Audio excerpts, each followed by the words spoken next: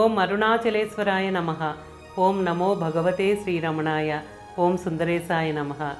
శ్రీ శివనిధి శివాలయాల కార్యక్రమంలో ఈరోజు దర్శించుకునే అత్యంత అరుదైన విశేషమైన క్షేత్రం ఆండాన్ కోయిల్ క్షేత్రం. ఈ ఆలయంలో ఈశ్వరుడు స్వర్ణపురీశ్వరుడిగా, అమ్మ పార్వతీదేవి స్వర్ణాంబికగా కొలువు తీరి భక్తులను అనుగ్రహిస్తున్నారు. ఈ క్షేత్ర స్థల పురాణాన్ని అనుసరించి ఈ ఆలయానికి ఆండాన్ కోయిల్ అనే పేరు ఎలా వచ్చిందంటే, తిరువారూరులోని చాగేసుని ఆలయాన్ని చోళరాజు పునర్నిర్మిస్తున్న కాలంలో ఆయన మంత్రి అయిన సుండదేవరు బండరాళ్లను తేవటం కోసం కొండ దిగువకు వెళ్ళారు. ఇంతలో చీకటి పడిపోగా చేసేది లేక అక్కడే ఉండిపోయారు. సుండదేవరు ప్రతిరోజు రాత్రి ఈశ్వర దర్శనం చేసుకున్న తర్వాతనే భోజనం చేసేవారు. కొండ దిగువకు రాళ్ల కోసం వెళ్ళిన మంత్రి అక్కడే ఒక పక్కన రాతి మీద కూర్చుని అలసట తీర్చుకుంటూ అలాగే నిద్రపోయారు. పరమేశ్వరుడు ఆ మంత్రికి స్వప్న దర్శనమిచ్చి అక్కడికి సమీపంలో ఉన్న జమ్మి చెట్టు క్రింద తాను ఉన్నానని, దర్శనం చేసుకుని భోజనం చేయమని చెప్పారు.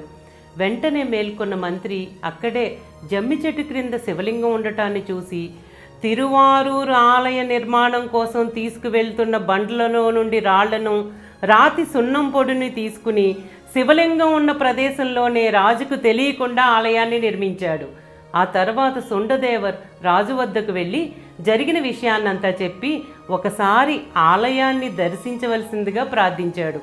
అప్పుడు రాజు ఆలయాన్ని దర్శించుకున్న తర్వాత మంత్రితో, నీవు తిరువారూరు ఆలయాన్ని పునర్నిర్మించడానికి తీసుకువెళ్తున్న సామాగ్రితో ఈ ఆలయాన్ని నిర్మించినందుకు దాని ఖరీదు కట్టి డబ్బు నాకు చెల్లించాలి. అంతేకాకుండా ఈ ప్రదేశంలో నువ్వు ఆలయాన్ని నిర్మించిన కారణంగా నీకు దక్కిన పుణ్యాన్ని కూడా నాకు దారపోయని ఆజ్ఞాపించారు. అందుకు మంత్రి తన ప్రాణం పోయినా ఆలయం నిర్మించిన పుణ్యాన్ని మాత్రం వదులుకోనని రాజుతో చెప్పారు. అప్పుడు రాజు దొంగిలించిన సామాగ్రితో ఆలయం నిర్మించాడు కాబట్టి మంత్రిని ఆలయం ఎదుటే శిరఛేదనం చేయమని సైనికులకు ఆజ్ఞాపించాడు. రాజాజ్ఞను పాటించి సైనికులు ఆలయం ముందే మంత్రి శిరస్సును ఖండించగా క్రింద పడుతున్న ఆయన శిరస్సు ఆండవా ఆండవా అని ఆక్రోశించింది. ఆండవా అంటే నా ఈశ్వర అని అర్థం.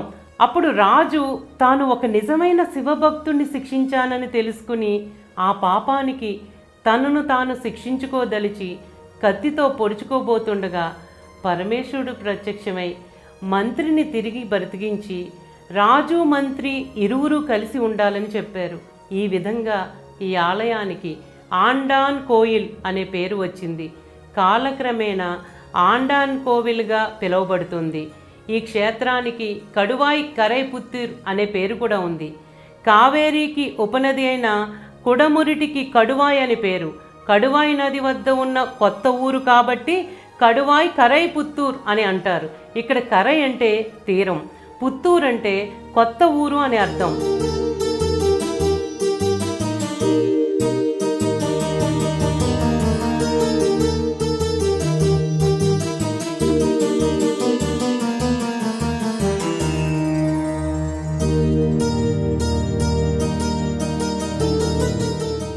ఈ క్షేత్రంలో కశ్యప మహర్షి, రోమసముని, అగస్త్యుడు, సప్తమాతృకలు, హరిశ్చంద్రుడు ఈశ్వరుణ్ణి ఆరాధించారు.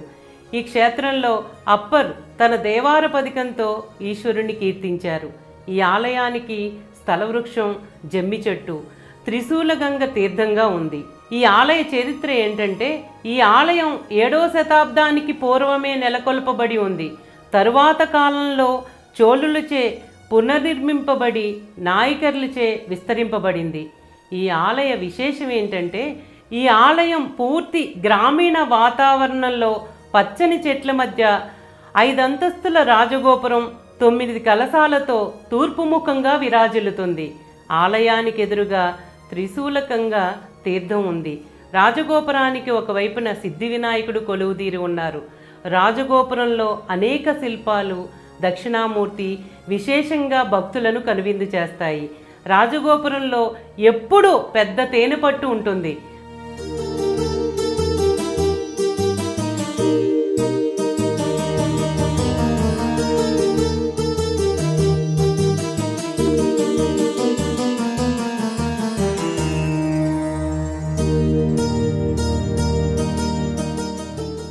రాజగోపురంలోకి ప్రవేశించగానే ఆలయ ప్రాంగణంలో ఇరువైపులా ఉన్న మండపాలపై అనేక శిల్పాలు భక్తులను కనువిందు చేస్తాయి. రాజగోపురానికి ఎదురుగా ధ్వజస్తంభం, బలిపీఠం, నందీశ్వరుడు ఉన్నారు. నందీశ్వరుని మండపం పైన పరమేశ్వరుని ఒడిలో వినాయకుడు, పార్వతీదేవి ఒడిలో కుమారస్వామి ఉన్న శిల్పాలు కూడా ఉన్నాయి.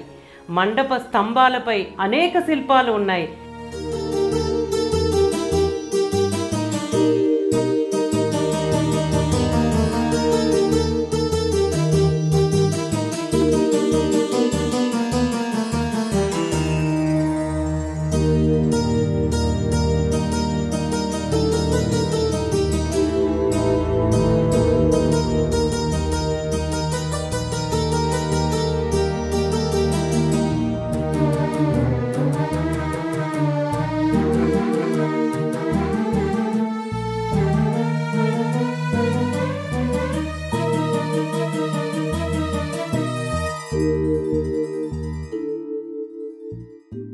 ప్రాకారంలో స్థలవృక్షమైన జమ్మి చెట్టు, శ్రీ పూర్ణాంబిక అమ్మవారికి ప్రత్యేకమైన ఆలయం ఉంది.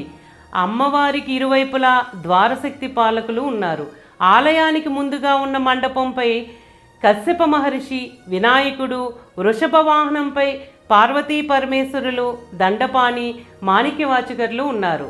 ఆలయ మండపంలో స్తంభాలపై అనేక శిల్పాలు భక్తులను ఆశ్చర్యచకితులను చేస్తాయి. అందులో విశేషమైన శిల్పం ఏంటంటే, ఈ ఆలయ చరిత్రను బలపరిచేటట్టు మంత్రి అయిన సుండదేవర శిరస్సు శివలింగం ముందు ఆండవా అని పిలిచినట్లు ఉన్న శిల్పం ఎంతో విశేషమైంది.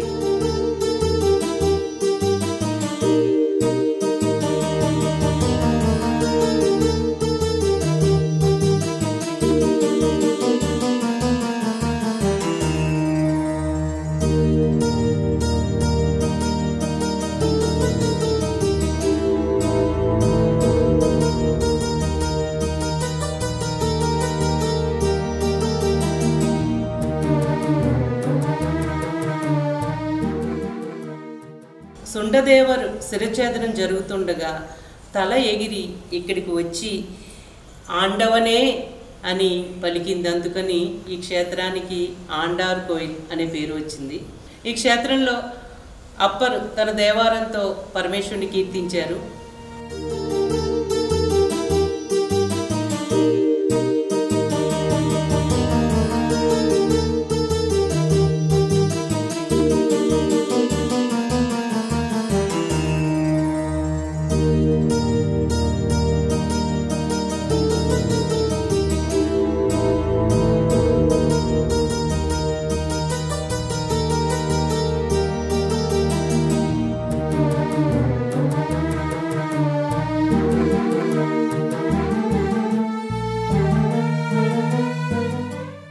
అర్ధమండపానికి ఇరువైపులా వినాయకుడు, దండపాణి కొలువు తీరి ఉన్నారు.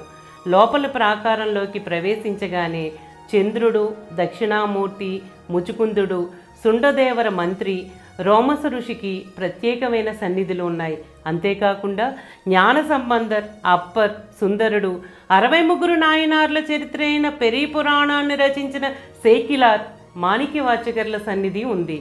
వినాయకుడు, దక్షిణ కైలాసలింగం, కుంభకర్ణ వినాయకుడు, ఆయనకి ఇరువైపులా నాగులు, వల్లీదేవసేన సమేత సుబ్రహ్మణ్యుడు, మహాలక్ష్మి, ఉత్తర కైలాసనాథుడు, అరుణాచలేశ్వరుడు, విశ్వనాథుడు, విశాలాక్షి, నటరాజస్వామి సన్నిధులు ఉన్నాయి. బావి రూపంలో స్వర్ణగంగ, భైరవుడు, సూర్యుడు, నవగ్రహాల సన్నిధులు ఉన్నాయి.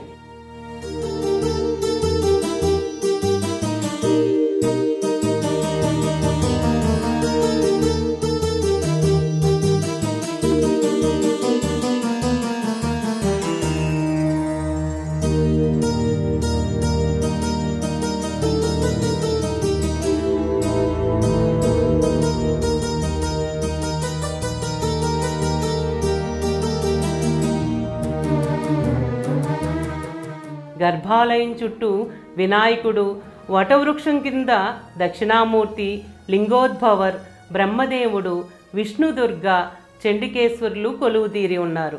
గర్భాలయానికి ఇరువైపులా వినాయకుడు, ద్వారపాలకులు ఉన్నారు. గర్భాలయంలో చతురస్రాకారపు పానపట్టం పైన స్వర్ణపురీశ్వరుడు కొలువుదీరి భక్తులను అనుగ్రహిస్తున్నారు.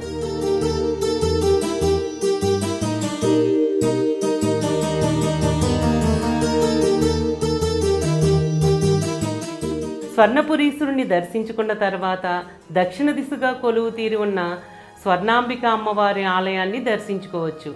ఈ క్షేత్రంలో అనుగ్రహ విశేషం ఏంటంటే సంతానం కోసం భక్తులు ఈ ఆలయంలో ఈశ్వరుని ఆరాధిస్తారు.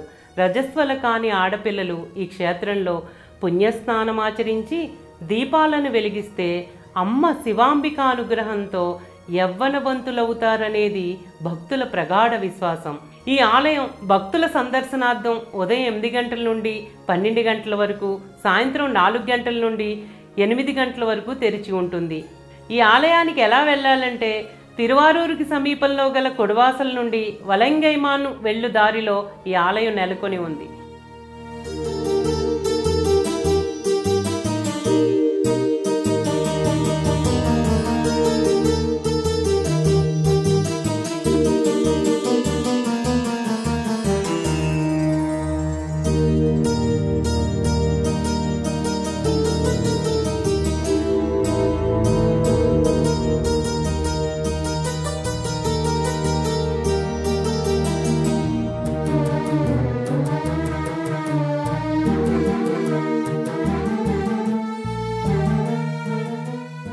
భక్తులందరూ ఈ ఆలయంలో కొలువుదీరి ఉన్న స్వర్ణపురీశ్వరుడు, అమ్మ స్వర్ణాంబిక అమ్మవార్లను దర్శించుకుని వారి అనుగ్రహానికి పాత్రులు కాగలరని ప్రార్థిస్తూ ఓం నమో భగవతే శ్రీరమణాయ, ఓం అరుణాచలేశ్వరాయ నమః, ఓం సుందరేశాయ నమః.